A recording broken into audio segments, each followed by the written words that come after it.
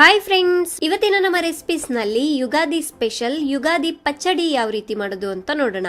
ಬೇಕಾಗಿರುವ ಸಾಮಗ್ರಿಗಳು: ಒಂದು ನಿಂಬೆಹಣ್ಣಿನ ಗಾತ್ರದಷ್ಟು ಹುಣಸೆಹಣ್ಣನ್ನ ಒಂದು ಅರ್ಧ ಕಪ್ ನೀರಿನಲ್ಲಿ 10 ನಿಮಿಷ ನೆನೆಸಿಡಿ. ಹುಣಸೆಹಣ್ಣನ್ನ ಕಿವುಚ್ಬಿಟ್ಟು ರಸನ ಸೈಡಿಗೆ ತೆಗೆದಿಟ್ಕೊಳ್ಳಿ. ಅರ್ಧ ಎಳೆ ಮಾವಿನಕಾಯಿನ ಸಿಪ್ಪೆ ತೆಗೆದ್ಬಿಟ್ಟು ಆದಷ್ಟು ಸಣ್ಣಗೆ ಕಟ್ ಮಾಡಿ ಇಟ್ಕೊಳ್ಳಿ. 1 ಟೀ ಸ್ಪೂನ್ ನಷ್ಟು ಬೇವಿನ ಹೂವನ್ನ ಈ ರೀತಿ ಬಿಡಿಸಿಟ್ಕೊಳ್ಳಿ.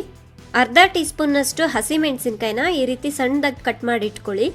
1/4 ಕಪ್ ನಷ್ಟು ಬೆಲ್ಲನ ಕುಟ್ಟಿ ಪುಡಿ ಮಾಡಿ ಇಟ್ಕೊಳ್ಳಿ. ಮತ್ತೆ 1/4 ಟೀ ಸ್ಪೂನ್ ನಷ್ಟು ಉಪ್ಪು. ಮೊದಲಿಗೆ ಒಂದು ಬೌಲ್ನ ತಗೊಳ್ಳಿ. ಅದಕ್ಕೆ ಹುಣಸೆ ರಸ, ಬೆಲ್ಲದ ಪುಡಿ, ಕಟ್ ಮಾಡಿ ಇಟ್ಕೊಂಡಿರೋ ಮಾವಿನಕಾಯಿ, ಹಸಿಮೆಣಸಿನಕಾಯಿ, ಬೇವಿನ ಹೂವು, ಉಪ್ಪು ಮತ್ತೆ 3 ಟೇಬಲ್ ಸ್ಪೂನ್ ನಷ್ಟು ನೀರನ್ನ ಹಾಕ್ಬಿಟ್ಟು ಬೆಲ್ಲ ಕರಗೋವರೆಗೂ ಚೆನ್ನಾಗಿ ಮಿಕ್ಸ್ ಮಾಡ್ಕೊಳ್ಳಿ. ಇದು ಮಾಡೋದು ತುಂಬಾನೇ ಸುಲಭ, ತುಂಬಾನೇ ಟೇಸ್ಟಿ ಆಗಿರುತ್ತೆ. ನೀವು ಕೂಡ ಈ ಸಲ ಹಬ್ಬಕ್ಕೆ ಟ್ರೈ ಮಾಡಿ ಹೇಗಾಗಿದೆ ಅಂತ ಕಮೆಂಟ್ ಮೂಲಕ ತಿಳಿಸಿ. ನೋಡಿದ್ರಲ್ವಾ, ತುಂಬಾನೇ ಸುಲಭವಾಗಿ ಟೇಸ್ಟಿ ಆಗಿರುವಂತ ಯುಗಾದಿ ಪಚ್ಚಡಿ ಯಾವ ರೀತಿ ಮಾಡೋದು ಅಂತ.